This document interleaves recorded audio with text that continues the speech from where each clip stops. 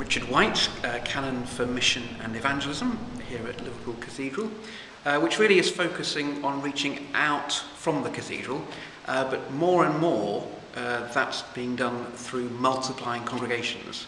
Over the last 3 years, we've taken very seriously opportunities to plant new congregations of worshippers. So that started 3 years ago with us beginning a weekly all-age cafe-style service called Zone 2, which is really now bedded in as part of the cathedral.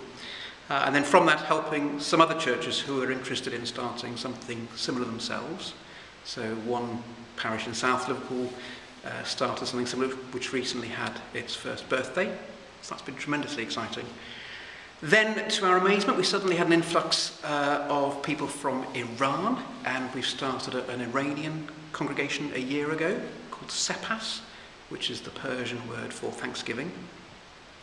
And more recently, working towards a youth missional community, which has been going for a few months, still quite small.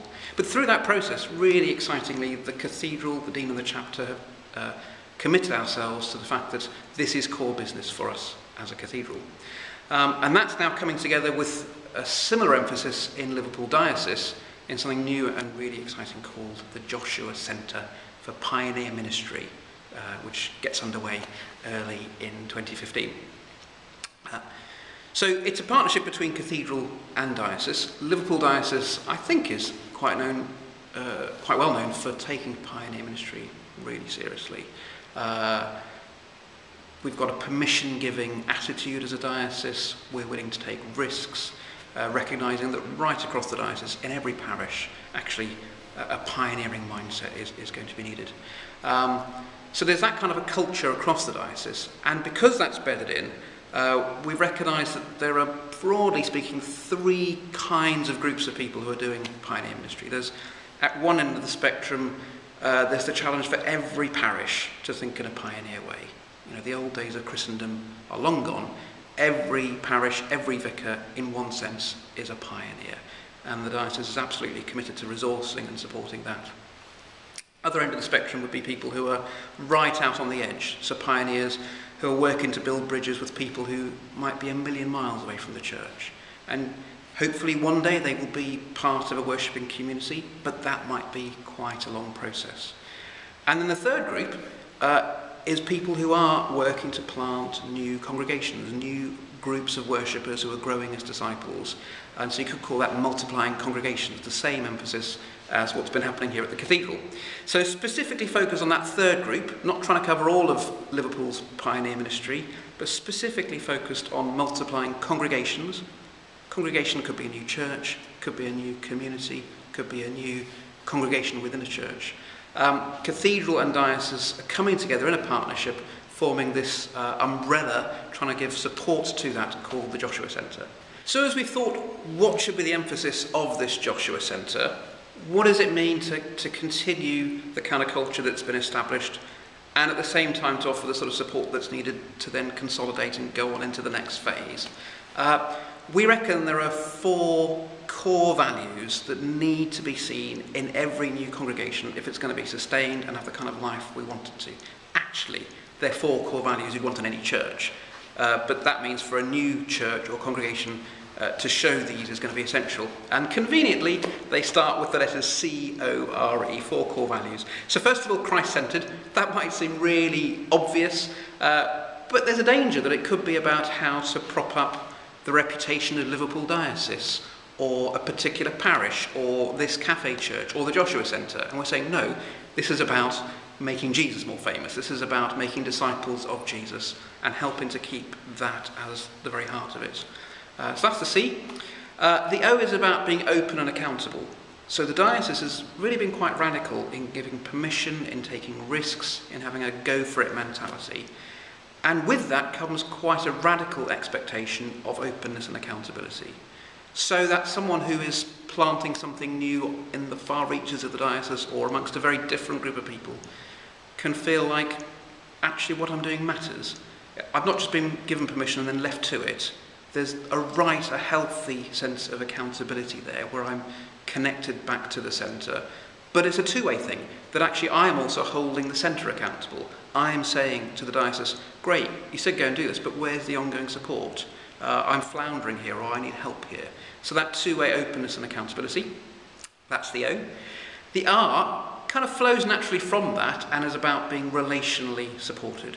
It seems quite easy for pioneers to become isolated, perhaps because geographically they're a long way away from others, or perhaps because people just around them don't seem to get it, and they can feel like no one really understands me. I feel quite lonely here. So it's really important there's a feeling of warm relationships, of knowing that you're cared for, of being relationally supported in that kind of a way.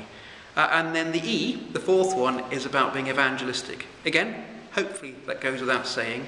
But we recognise there's a danger in pioneering new congregations that we're just shuffling Christians around, giving them something novel so that they don't get bored.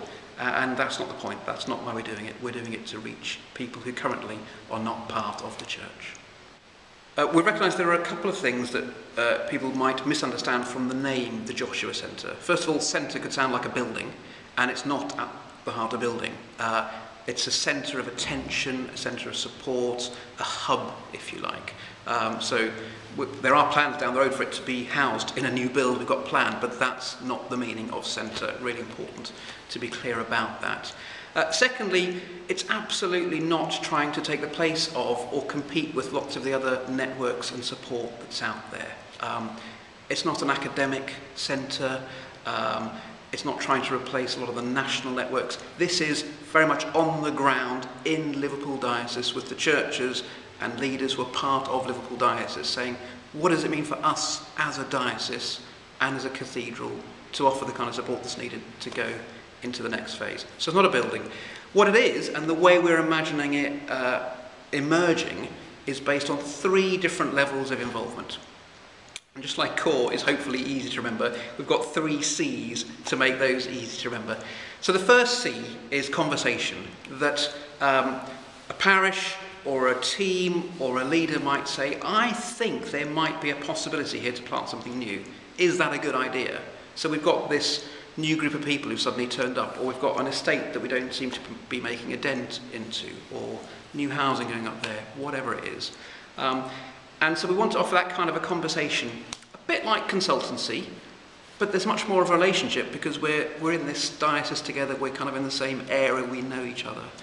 And hopefully through that conversation, asking some of the questions that will make it much clearer whether to go for it, and giving it the best chance of being able to really be fruitful.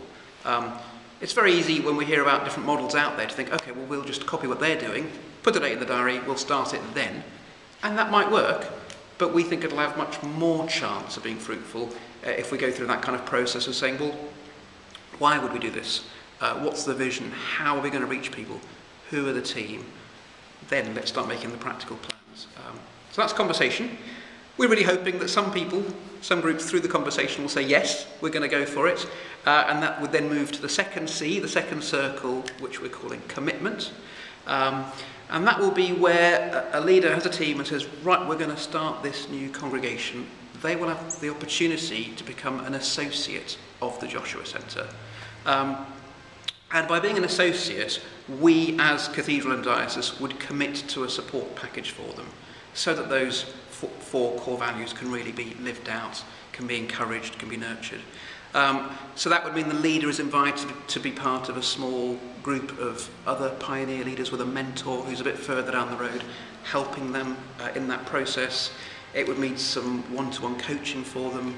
We'll bring all those pioneer teams, not just the leaders, but the leadership teams together in a learning community where they can look at what's happening and what the possibilities might be. And then also retreats, time to kind of be spiritually refreshed. So quite a substantial support package for people who want to be associated with this Joshua Centre. That's the way the diocese will express it.